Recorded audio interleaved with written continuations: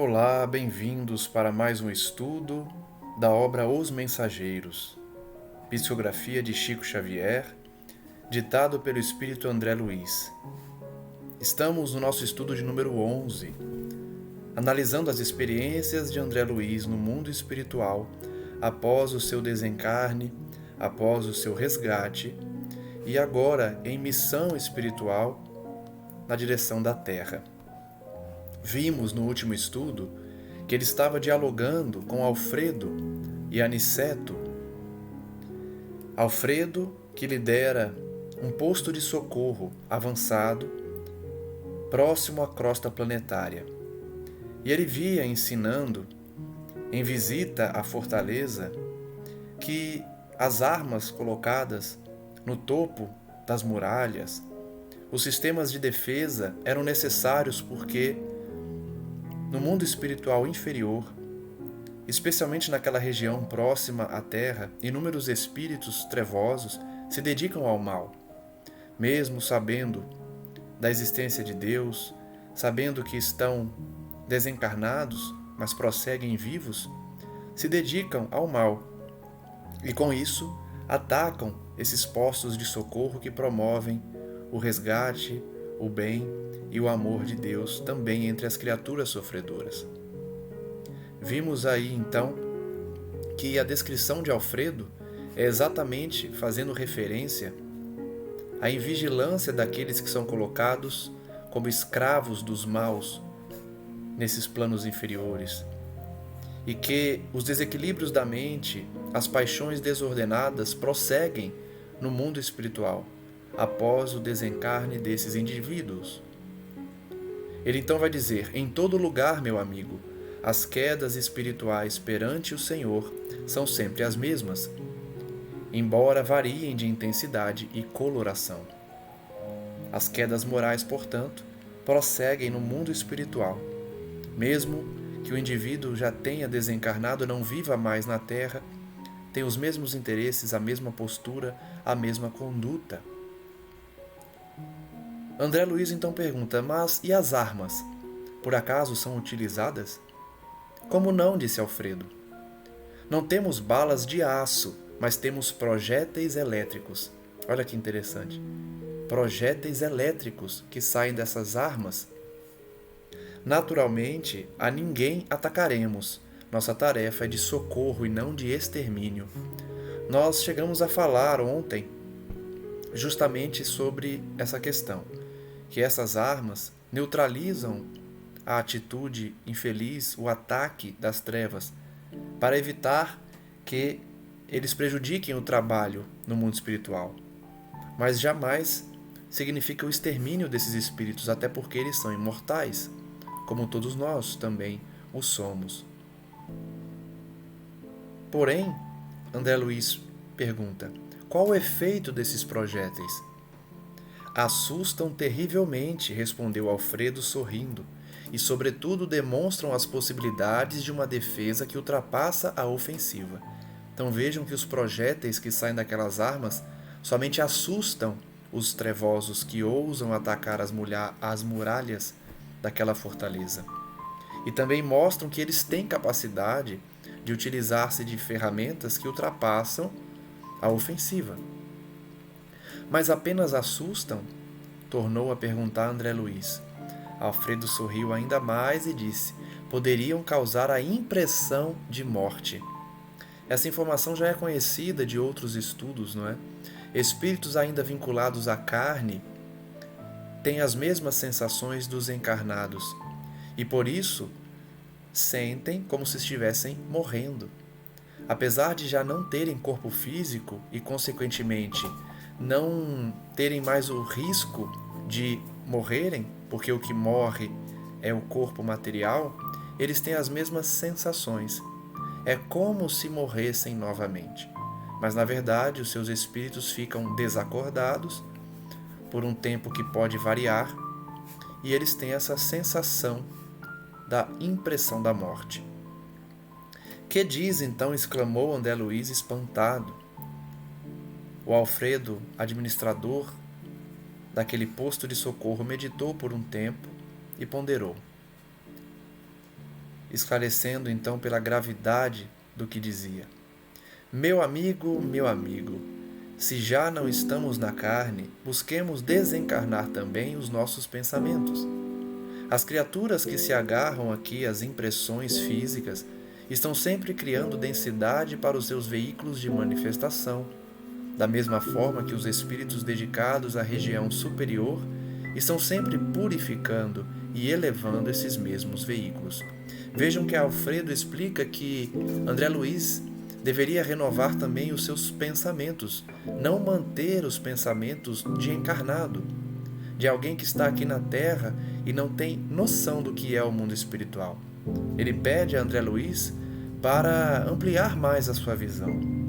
Porque espíritos trevosos, no mundo espiritual, eles prosseguem condensando o seu perispírito, que é o seu veículo que intermedia, o espírito com a carne. Como ele não tem mais a carne, o perispírito serve para ele lidar com essas energias, se manifestar no plano espiritual e plasmar também a sua realidade. Então, esses espíritos inferiores condensam os seus perispíritos, a fim de que sirvam de manifestação da forma que eles entendem, da mesma forma que espíritos superiores também purificam e elevam o perispírito. Nossos projéteis, portanto, expulsam os inimigos do bem por meio de vibrações do medo, mas poderiam causar a ilusão da morte, atuando sobre o corpo denso dos nossos semelhantes menos adiantados no caminho da vida.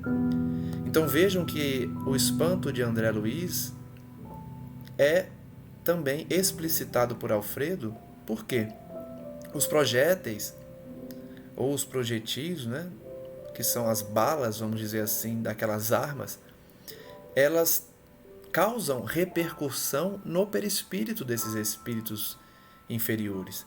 Então eles sentem mesmo como que atingidos por uma bala, sentem o medo da morte e as sensações da morte.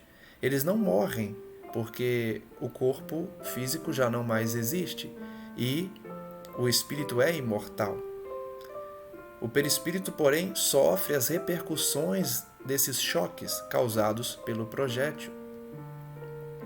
Então, como eles estão menos adiantados no caminho da vida, têm os seus perispíritos densos, esses perispíritos sentem as mesmas sensações do corpo físico. Então, a dor de serem atingidos, o choque, a sensação de falecimento.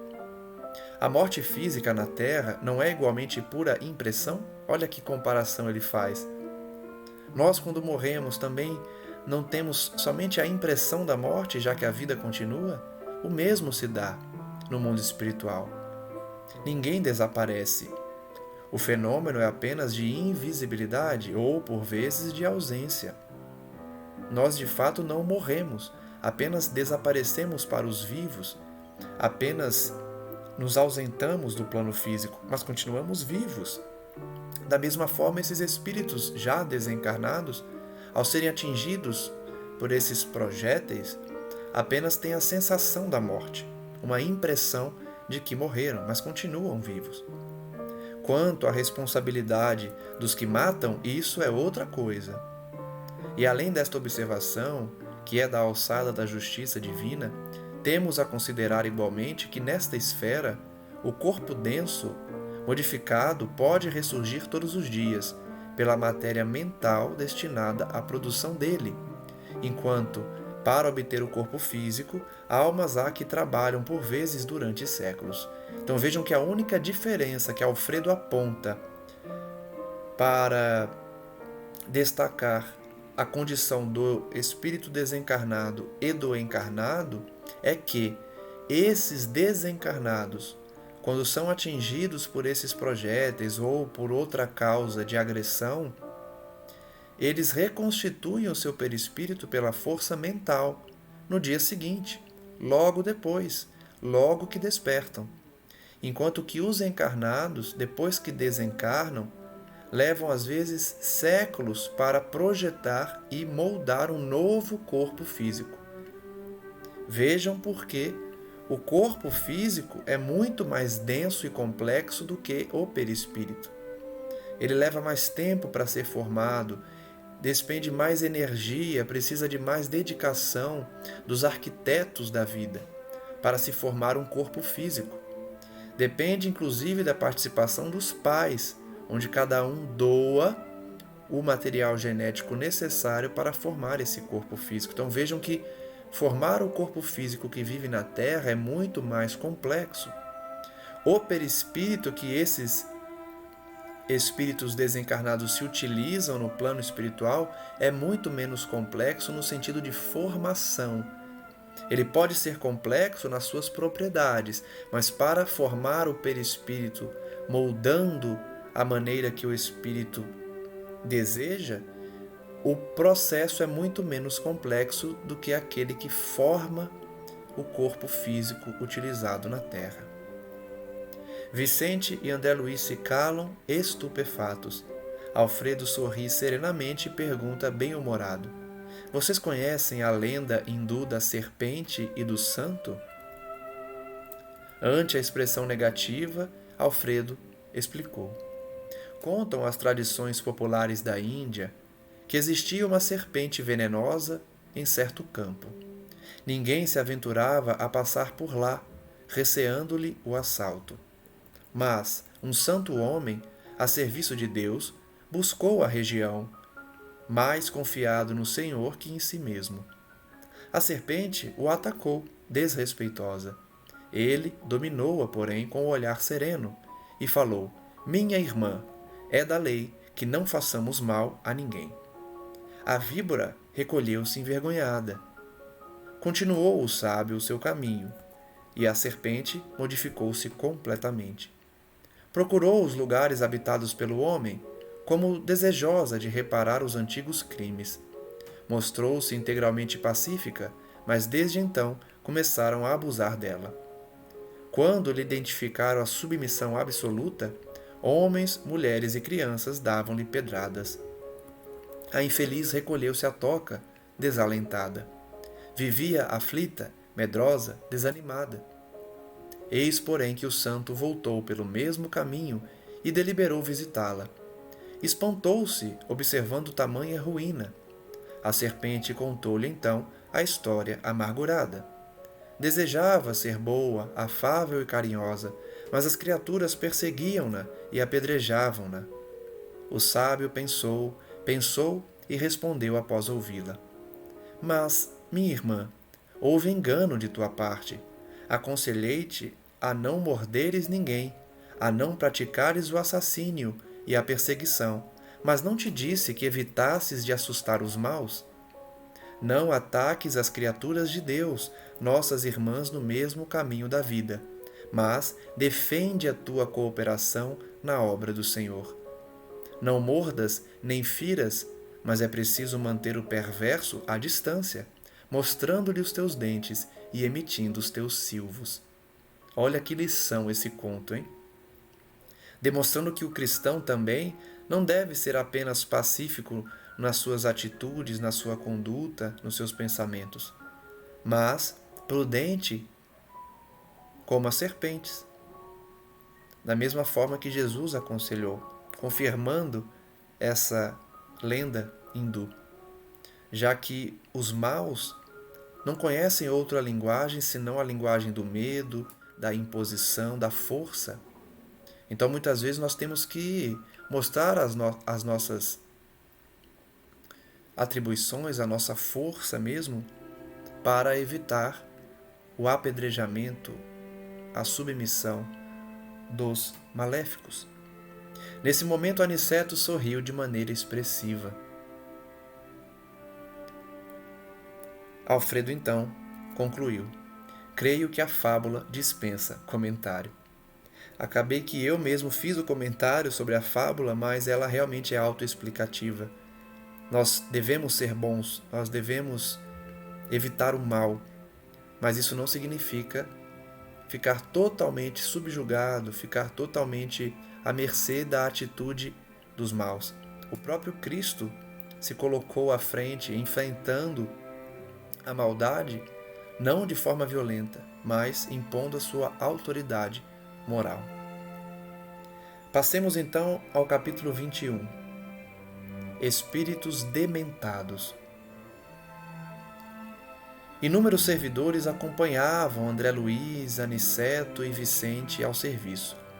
Movimentavam-se carregadores sem conta. Conduziam grandes botijas d'água, caldeirões de sopa, vasos de substância medicamentosa em galeotas diversas. Então vejam que eles estavam num trabalho de caridade.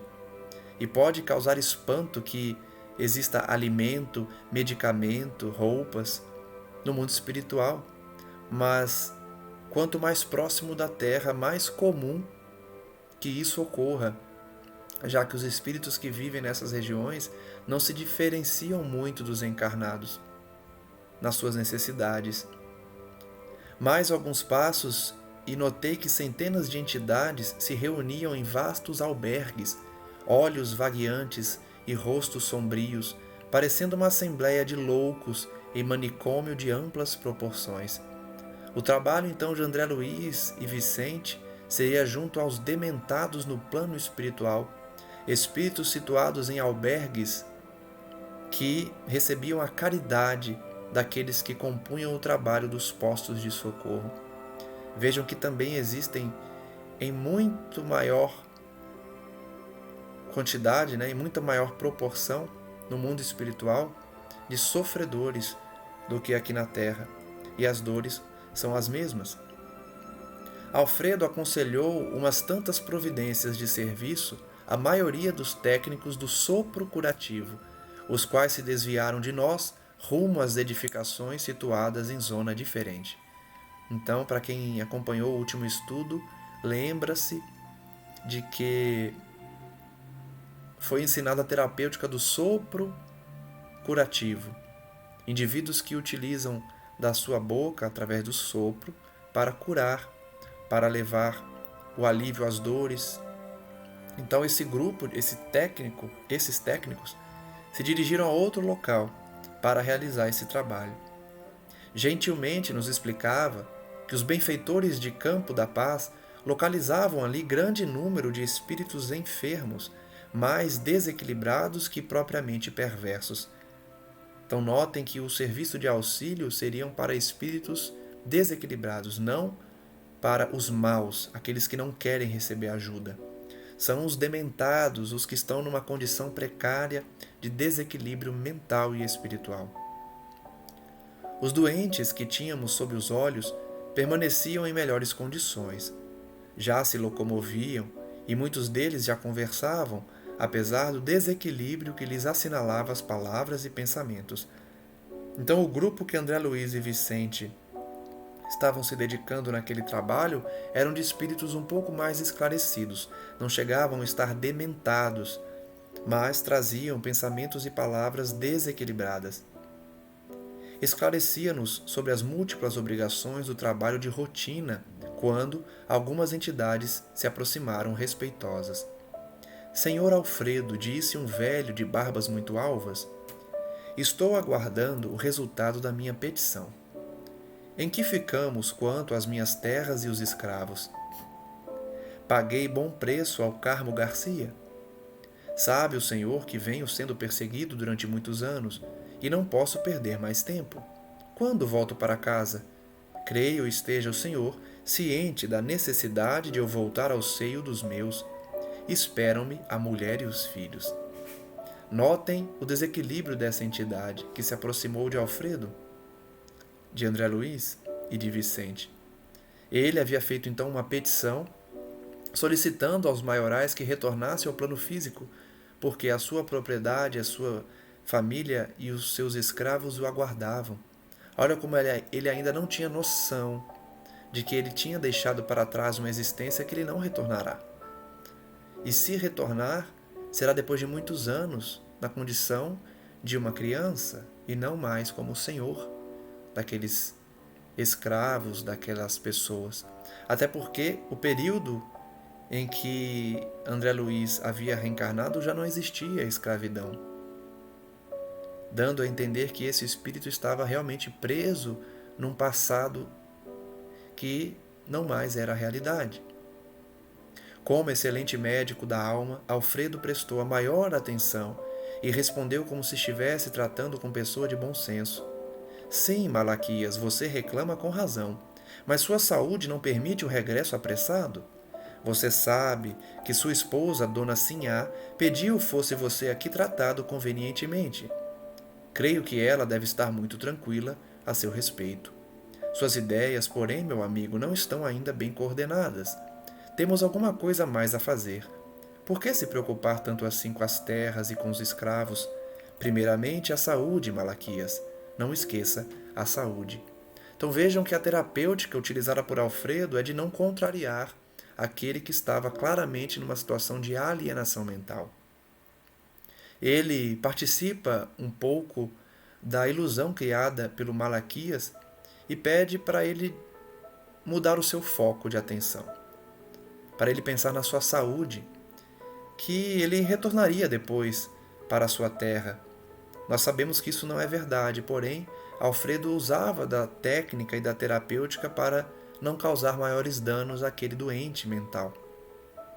O velho sorriu como o doente apoiado na firmeza, no otimismo do médico. Reconheço que as suas observações são justas, mas meus filhos não se movem sem mim, são preguiçosos, necessitam da minha presença. Doutrinando sutilmente o pobre velhinho, Alfredo objetou. Entretanto, de onde vieram os filhos para os seus braços paternos? Não vieram das mãos de Deus? Sim, sim, afirmava o ancião, trêmulo e satisfeito. Pois é isso, Malaquias. Chegam instantes na vida em que precisamos devolver a Deus o que a Ele pertence. Além do mais, seus filhos são também responsáveis, e se forem ociosos, responderão pelos males que criarem em torno de si mesmos. Então notem mais uma vez que Alfredo muda o foco de atenção do Malaquias, destacando que os filhos dele, que ele tanto se preocupava, já tinham responsabilidade suficiente para tocar suas próprias vidas. E que, na verdade, os nossos filhos não são de fato nossos, pois são empréstimos de Deus para que nós possamos encaminhá-los ao bom caminho. Por agora, é indispensável que você se refaça, aclare as ideias e sossegue seu coração. O velho sorriu confortado, mas antes que pudesse falar de novo, um cavalheiro, denotando nobre aprumo, adiantou-se exclamando: E a solução do meu processo, senhor Alfredo? Sinto-me prejudicado pelos parentes de má fé? Minha parte na herança dos avós é cobiçada pelos primos. Segundo já lhe fiz ver, meu quinhão é superior aos demais. Soube, todavia, que o Visconde de Cairu interpôs toda a sua influência contra mim. Ninguém ignora tratar-se de um grande velhaco, que não poderá ele fazer com as artimanhas políticas. Está mal informado a meu respeito.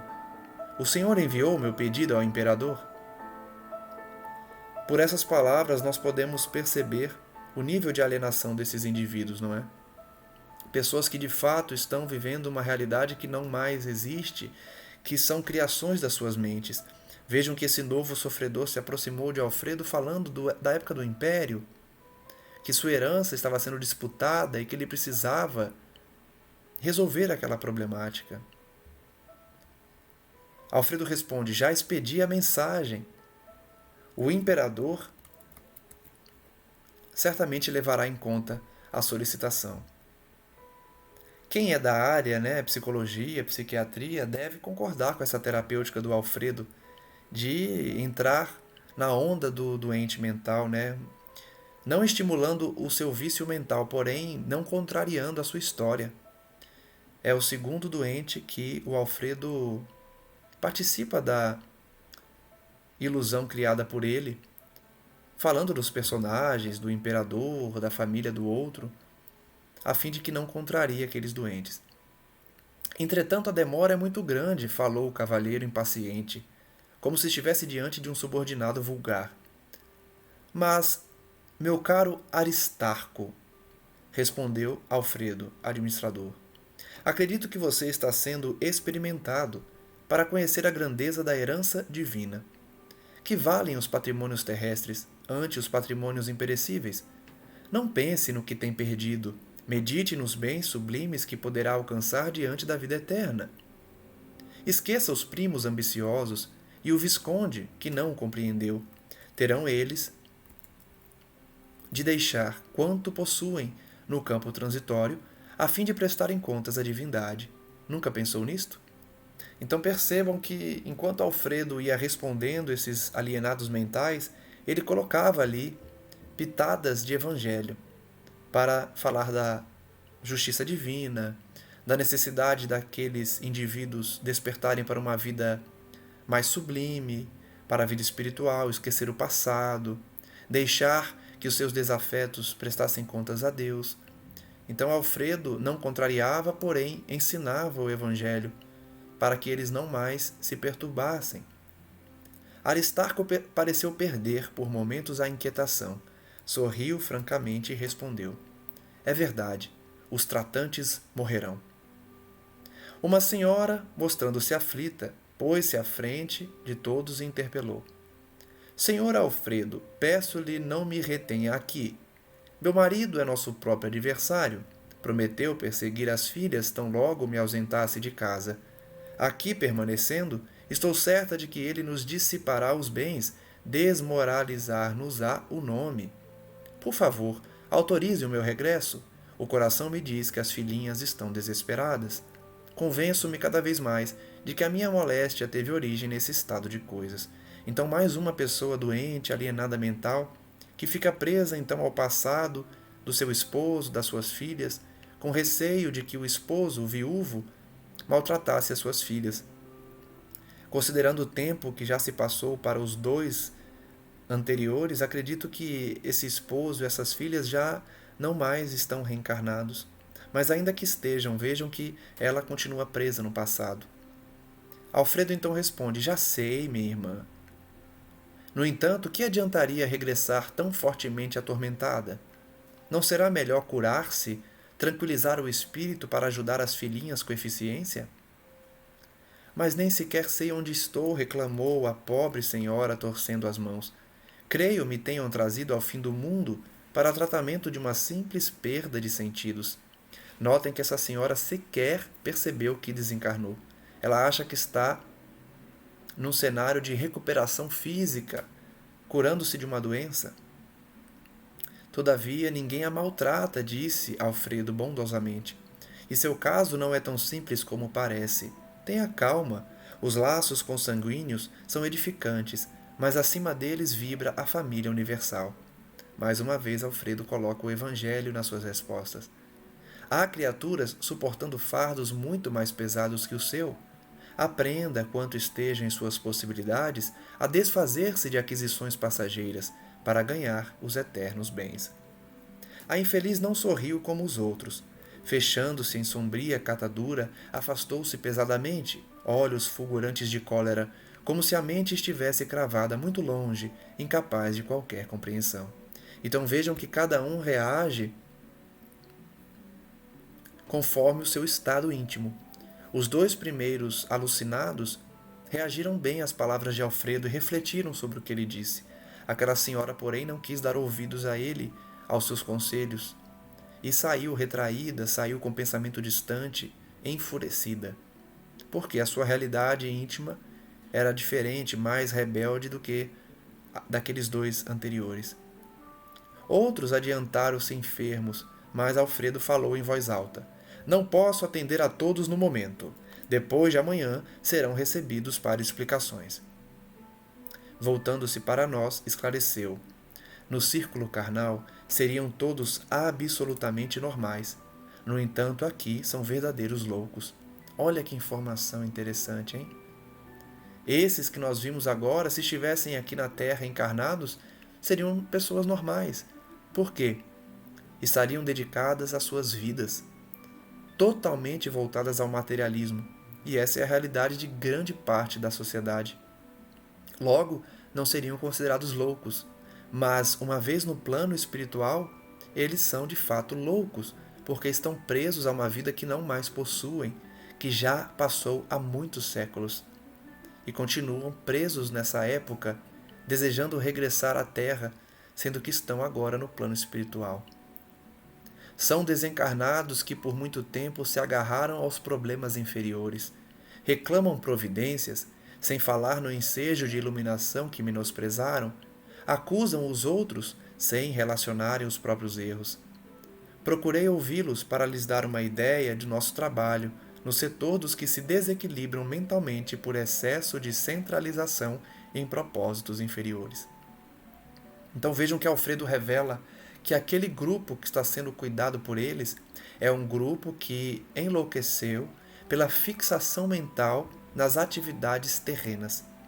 Se preocuparam somente com os interesses da matéria durante toda a sua vida e agora estavam desencarnados no mesmo grupo de pessoas que somente se dedicaram aos propósitos inferiores.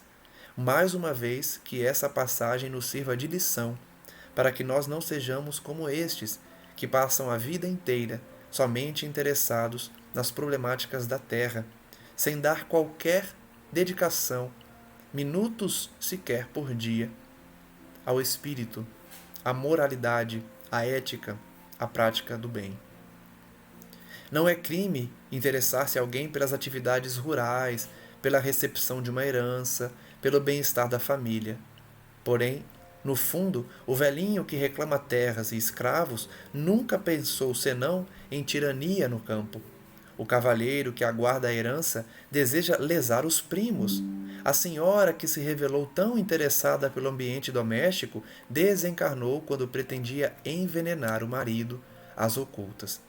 Então vejam que lição. Alfredo está ensinando que não tem problema a pessoa se interessar por sua vivência na Terra. Ou seja, foram 3 os doentes que ele atendeu. O primeiro queria voltar para sua propriedade rural. O segundo queria dividir a herança de forma justa. E a terceira queria voltar ao lar para proteger as filhas. Se fosse somente essas informações, nada de criminoso eles cometeram. Mas Alfredo revela que, na verdade, esses 3 que nós vimos aqui queriam outros interesses. O primeiro queria voltar ao tempo da escravidão, das suas posses, para ser o tirano que sempre foi. O segundo, que estava preocupado com a herança, queria, na verdade, lesar os seus primos. E a terceira, que aparentava preocupação com suas filhas, na verdade, tinha programado o assassinato do seu próprio esposo, envenenado, antes dela própria desencarnar. Então vejam que as intenções daqueles indivíduos não eram somente com os interesses da carne, como muitos vivem aqui, mas eles, além disso, estavam voltados para a prática do mal. Tirania, prejuízo aos demais e assassinato, que foi o caso daquela senhora. Conheço-lhes os processos, disse Alfredo, um a um. Acordaram de longo sono na inconsciência e julgam-se ainda encarnados? Então vejam que os 3 acreditam que estão encarnados. Acham que estão em outro local, passando por recuperação de saúde, que estão vivos ainda na Terra e não perceberam sequer que já desencarnaram. Eles ainda acham que podem dissimular as suas pretensões criminosas. Então são pessoas falsas. Apresentam as suas solicitações, suas petições, mas que na verdade tem um outro fundo de verdade. Tem uma outra intenção criminosa. André Luiz disse então que estava assombrado. Expressando admiração, perguntou: esses doentes demoram-se aqui? Como alcançaram o posto? Alfredo Gentil, como sempre, respondeu: foram recolhidos em pior estado. Já estiveram em pesado sono durante muito tempo e vão readquirindo a memória gradativamente, até que possam ser encaminhados aos institutos magnéticos de Campo da Paz, a fim de receberem maiores auxílios e necessários esclarecimentos. Então vejam que aqueles indivíduos chegaram ao posto de socorro porque foram resgatados. Estavam dormindo por longo tempo, já que a inconsciência deles era causada pela inferioridade, e foram despertando gradativamente para que fossem recolhidos ao Instituto Magnético de Campo da Paz, recebendo os auxílios necessários. Então a situação deles é a da mais comum possível, em que espíritos endividados passam longo tempo no umbral e são resgatados com os primeiros lampejos de arrependimento e de resignação perante a vontade de Deus. Iniciemos então o capítulo 22, Os que dormem. André Luiz informa que seguiram através de longas filas de arvoredo acolhedor, rumo às vastas edificações que obedeciam a linhas arquitetônicas singulares. Então eles ainda estão dentro daquela fortaleza, com as construções belíssimas dedicadas ao bem. Sem que eu pudesse explicar o fenômeno, as luzes diminuíam progressivamente. Que teria acontecido? Vicente e eu nos entreolhamos assustados. Enquanto eles caminhavam, então a luz foi diminuindo. Alfredo, Aniceto e os demais, todavia, caminhavam sem surpresa. A serenidade deles tranquilizava meu íntimo, embora o espanto insofreável. André Luiz ficou assustado com a escuridão que ia se fazendo. Mais alguns passos, atingimos os pavilhões diferentes, que se estendiam em área superior a 3 quilômetros, pelos meus cálculos. Lá dentro, contudo, as sombras se fizeram mais densas. Conseguia distinguir vagamente os quadros interiores, observando que se tratava, a meu ver, de espaçosas enfermarias com teto sólido, mas semi-abertas ao longo das paredes altas, dando livre passagem ao ar. Então eles chegaram a um prédio muito escuro, sombrio, e que havia uma grande circulação de ar. Havia o teto, mas as paredes altas davam grande passagem ao ar. Dezenas de operários, devotados e operosos, seguiam em absoluto silêncio. Alfredo era o único a falar, notando-se, contudo, que se fizera extremamente discreto nas palavras. Tudo isso me dava a impressão de haver penetrado um cemitério escuro, onde os visitantes fossem obrigados a guardar todo o respeito aos mortos. Então vejam que lugar diferente eles chegaram.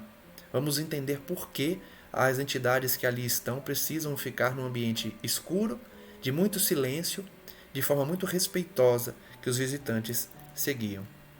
Com estranheza, André Luiz diz que notou que um dos servidores entregara ao chefe do posto uma pequenina máquina que Alfredo nos deu a conhecer gentilmente, explicando: "Este é o nosso aparelho de sinalização luminosa. Estamos no centro dos pavilhões a que se recolhem irmãos ainda adormecidos. Temos aqui, presentemente, quase 2.000. Nossa!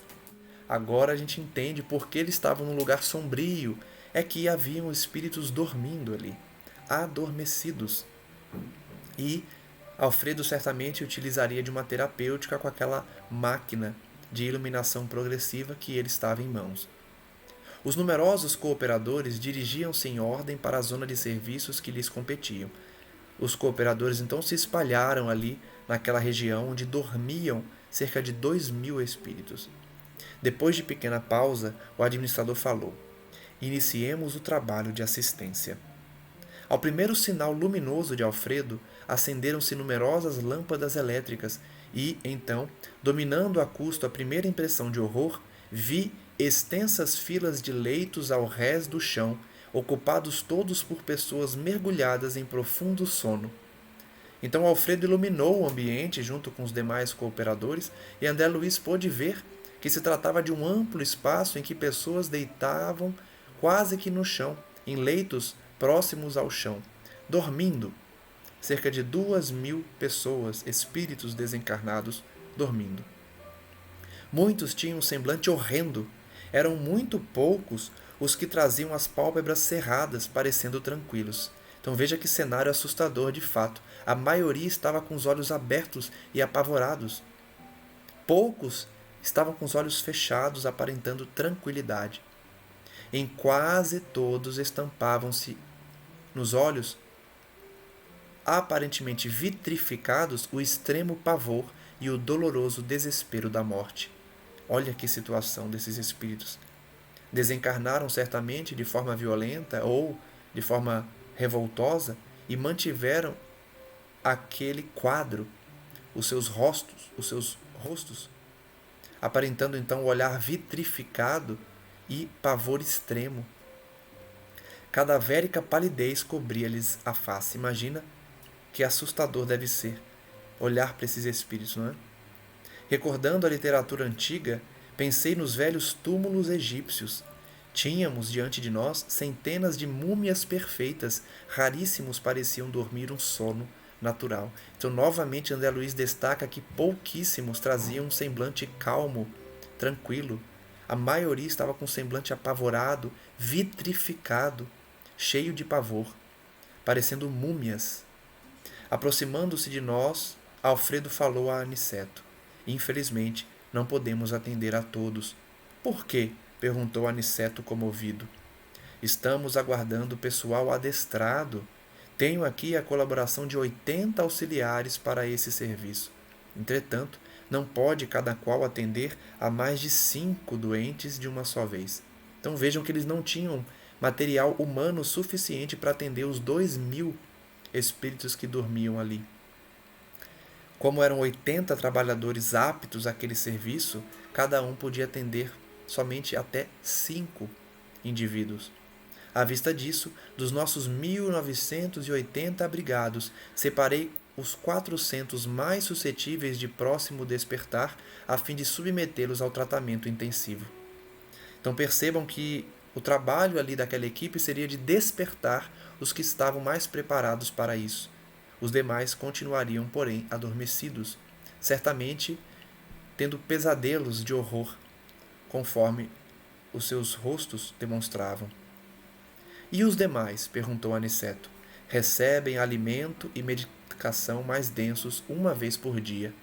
Vejam que eles recebem tratamento igual da terra. Certamente por sondas eram alimentados e medicados. Aniceto calou-se pensativo. Profundamente tocado pelo que via, André Luiz inclinou-se instintivamente para o abrigado mais próximo, tentando examinar-lhe o estado fisiológico. Identifiquei o calor orgânico, a pulsação regular, os movimentos respiratórios, embora verificasse extrema rigidez dos membros, como que mergulhados em imobilidade cataléptica. Então vejam que eles estavam de fato apresentando vida, a vida que todos nós temos mesmo depois da existência física, a vida do espírito. Eles estavam adormecidos, apresentavam respiração, apresentavam calor e todas as características de alguém adormecido, mas estavam numa imobilidade cataléptica. Indescritível impressão apoderou-se então de André Luiz. Levantou-se assustado, dirigiu-se a Aniceto com a maior discrição e interrogou: Explicai-me, por Deus, que vemos aqui? Estamos por acaso na moradia da morte, depois da morte?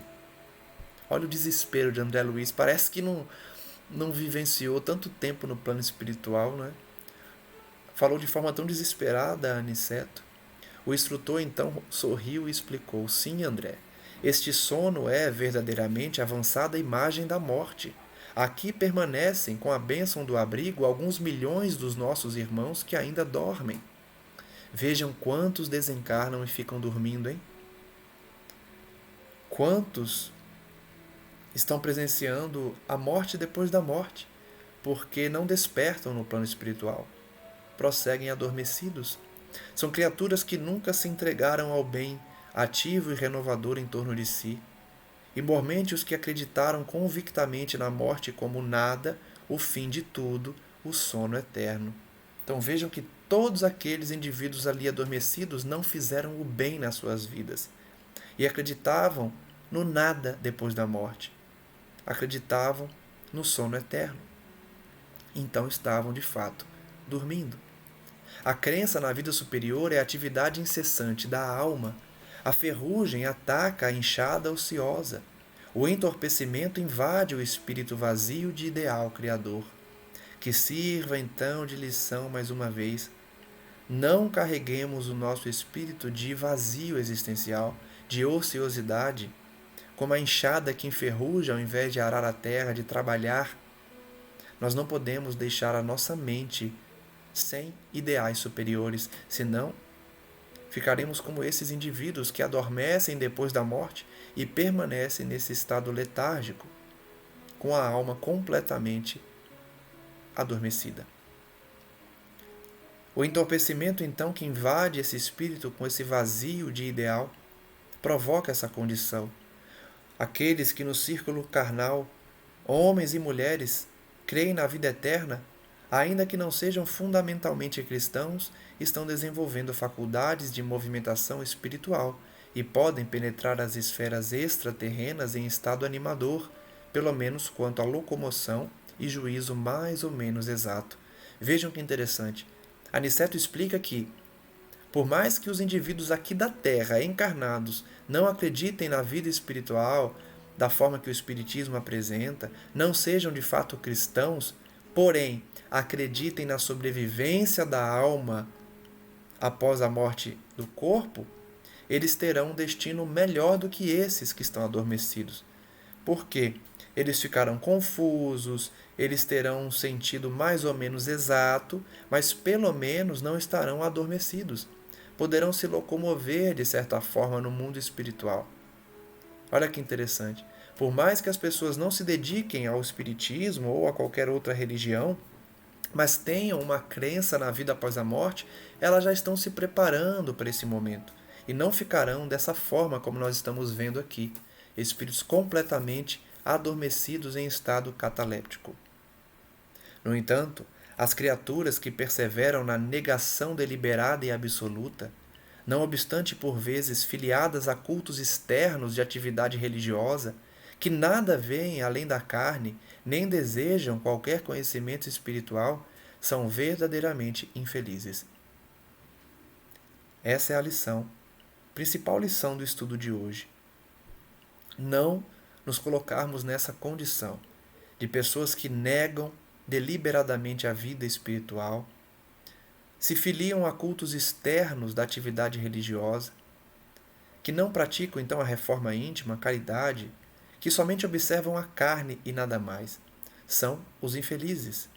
Muitos penetram nossas regiões de serviço como embriões de vida na câmara da natureza sempre divina.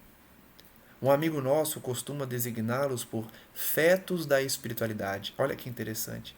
É como se eles desencarnassem, morressem aqui para a Terra e renascessem no plano espiritual como fetos, como bebês. Por quê? Não se prepararam para a vida espiritual. Chegam lá como crianças, como bebês mesmo. Até mesmo antes de bebês, né? Porque eles intitularam aqui como fetos da espiritualidade. Estão completamente adormecidos, não têm qualquer preparo para compreender a vida espiritual.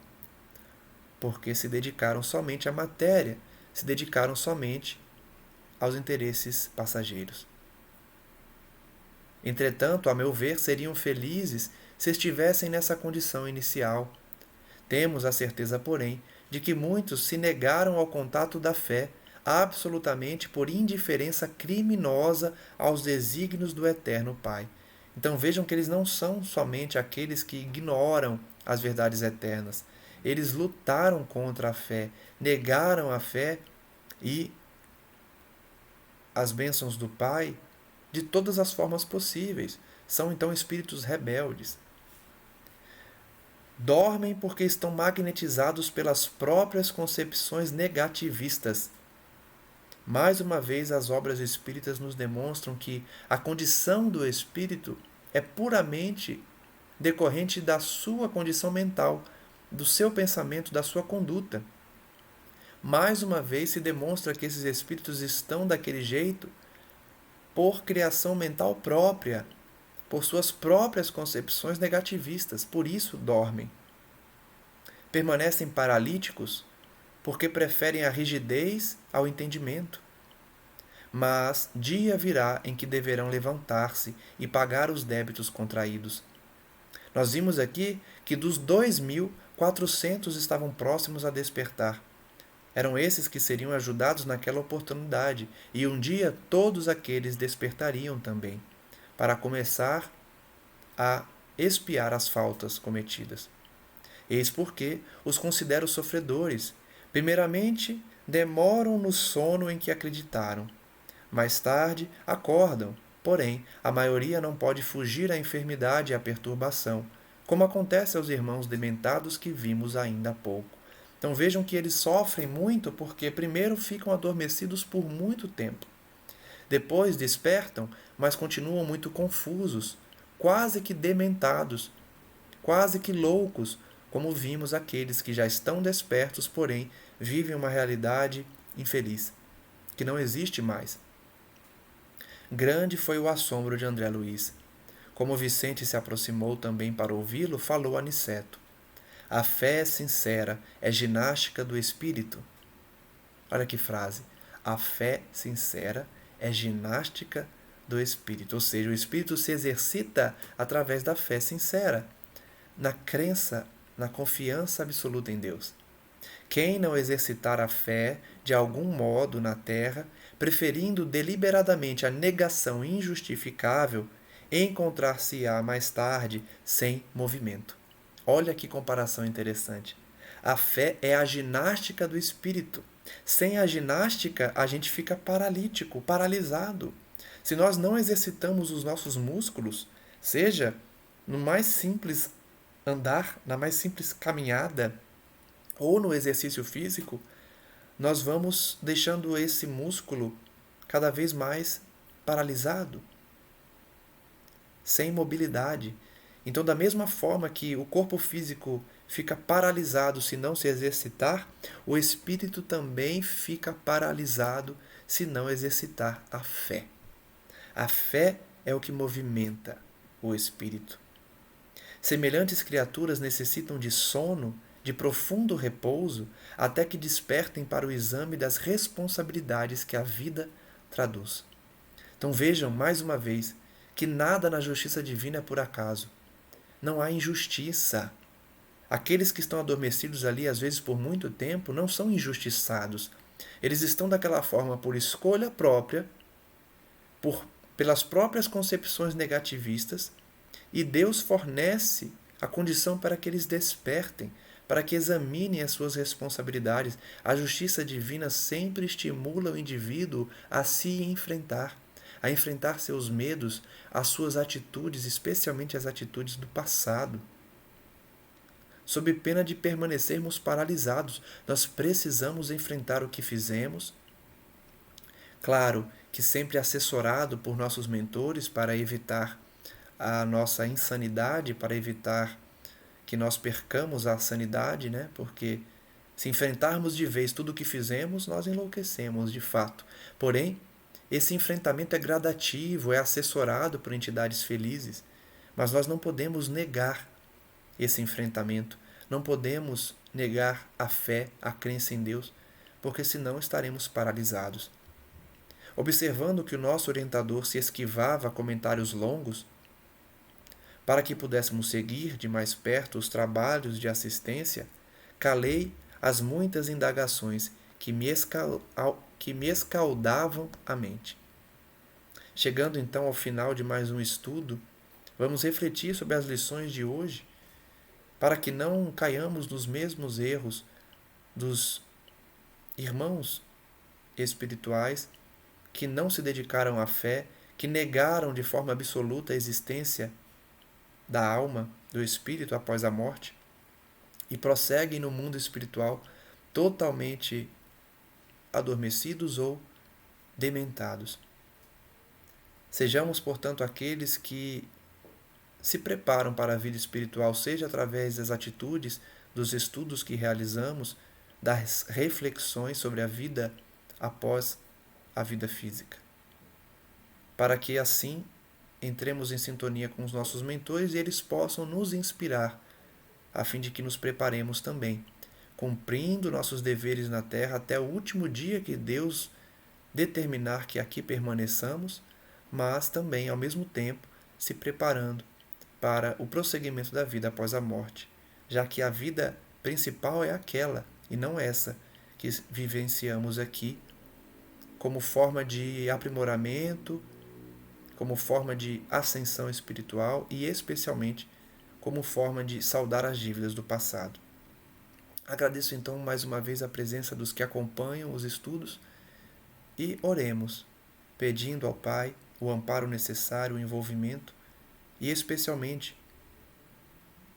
a bênção em nossas mentes para que absorvamos o estudo, as lições emanadas das autoridades espirituais que coordenaram os trabalhos de divulgação da doutrina através dessas obras. Que André Luiz possa continuar inspirando as almas que desejam aprender e os mentores de nosso lar, os diretores, os assistentes e colaboradores possam também nos inspirar nesse estudo, a fim de que passemos aos nossos companheiros de luta as lições conforme elas devem ser transmitidas. Que as nossas falhas e imperfeições não prejudiquem esse trabalho e não alterem o fundo das lições tratadas na obra. Que possamos, portanto, apreender o conteúdo trazido por André Luiz e seus mentores e que estejamos sempre aptos a estudar cada vez mais, colocando em prática em nossas vidas tudo o que aprendemos. Esse é o principal ponto e principal objetivo do estudo das obras espíritas: colocar em prática o que aprendemos, sob pena de nos tornarmos esses indivíduos que vimos no estudo de hoje, adormecidos no plano espiritual por não terem se dedicado aos seus deveres na terra e, ao mesmo tempo, se preparando para a grande viagem à pátria espiritual. Graças damos, portanto, aos nossos mentores e guias e pedimos as bênçãos de cada dia para que as nossas imperfeições, nossos erros, nossas quedas morais não prejudiquem a nossa ascensão rumo ao Criador e rumo ao nosso modelo e guia, Jesus Cristo.